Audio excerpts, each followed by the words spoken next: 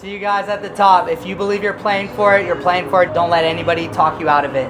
And you don't even have to share it. Just write it down and look at it every single day. Get yourself into motion and stay. Keep working. Don't stop for as long as you can, because there are so many better days ahead. But momentum is gained and lost daily. You have to stay consistent. Consistency is everything. Maybe you can't put in an 8-hour day and you only do 1 to 2 hours. That's fine. Make sure you do it every day, no matter what. Don't be like me. Just be yourself, right? Yeah. I would say that anything that you choose to do, you go all in. But if you're considering the network marketing industry, listening to a mentor like Mr. Al Thomas is so valuable. Like, I don't even know how to put that into words, but to find yourself in a place where you could truly feel like you're at home. I always tell people, you're never going to see me until the day, you're never going to not see me until the day that I die. I will always be here in this company because it's family. And being able to, I had a great family. I grew up with a family, but some people don't. Yeah. And I can tell you that some people here have found a family that they know that they ride or die. Yeah. Ride or die, that we're going to be right by their sides. There's family right here in front of me that will never ever leave my side, and that's priceless. Yeah. Your network is your net worth. Wow. Say that one more time. Your network is your net worth. Wow. Expand your group of friends, acquaintances. Meet New people every day. Yeah. I love it. I love it. Spread the word. Spread the word. Spread the word. Yeah. I talk to new people every day. My phone book, my network marketing career went from 500 contacts to over 1,800 contacts in the last couple of years.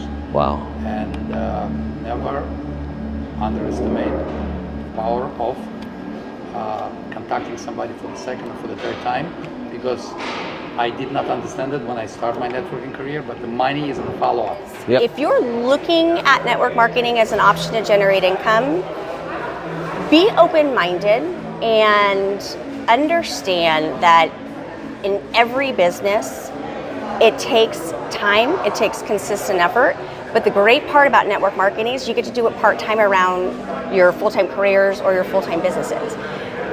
When you make the leap and decision to do network marketing, then find a mentor, find a coach, and try not to question them. Like I said, we're human. We hear it. We want to try to reinvent the wheel. And if you do that, give yourself grace. That's fine. Most of us do it. Just circle back around, right, and become coachable, and really spend time with people who have what it is you want. And as Mr. Thomas said, if you serve other people and you really put your focus in on service ahead of personal gain, whether it's you get the gain back, whether it's directly from the person you serve or just the universe, God, whatever you want to call it, right, ends up rewarding you. The reward does come after the service.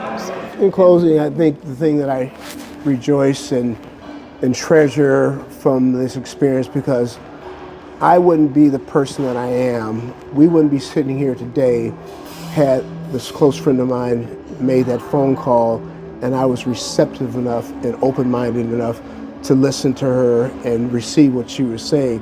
So I will say to folks who are listening, the most expensive thing you'll ever own is a closed mind. So whatever you do, keep an open mind. Keep an open mind. Sometimes, the spirit may be talking to you, and because you're, for whatever reasons, things happen in the past, you're carrying that garbage forward with you, and so you're now, I can't do this, and so I would just say again, listen to life's messages. Sometimes go with your feelings, your gut instinct, because I came from what was one of my greatest disappointments in life to my greatest rejoices in life. And so had things not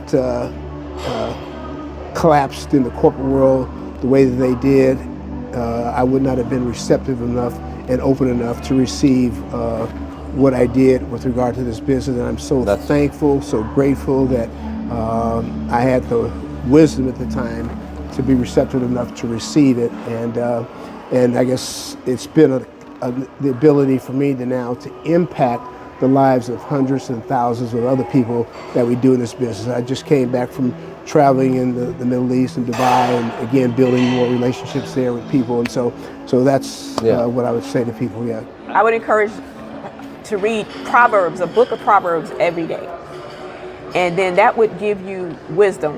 And then when you develop yourself, you will begin to be around people like Mr. Thomas. Mr. Thomas is an amazing gentleman.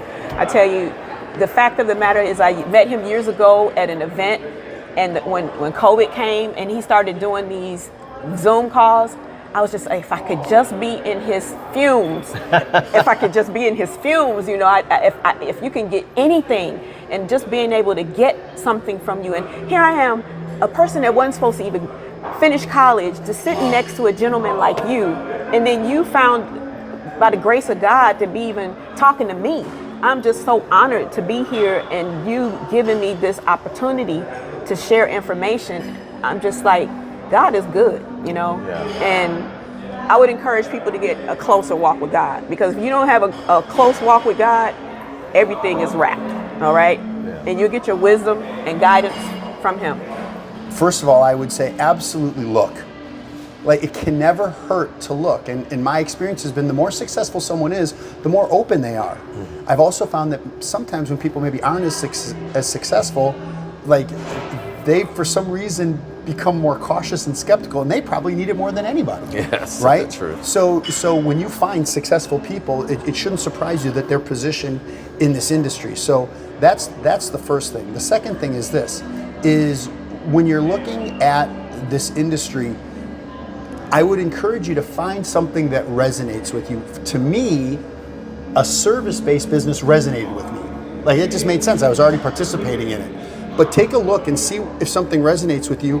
And then I would encourage you to meet the leadership. Whoever invites you to look at their company, their opportunity, meet the leadership and have a conversation with them and just see how you feel. Your instincts are probably going to be right on. Just, I'd be careful about who you take advice from in your personal life. That's very true.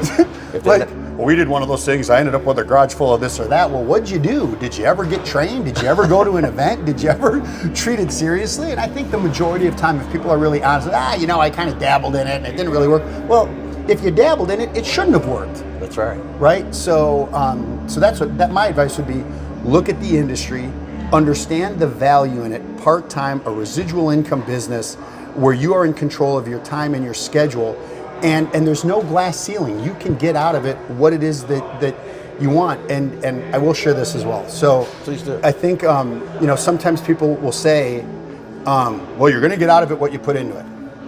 Not true. 100% not true. Not in my opinion.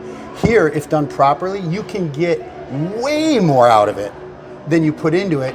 If you work with and help and develop and put other people's interests ahead of your own, help develop them independently, you'll get way more than you could ever do by yourself.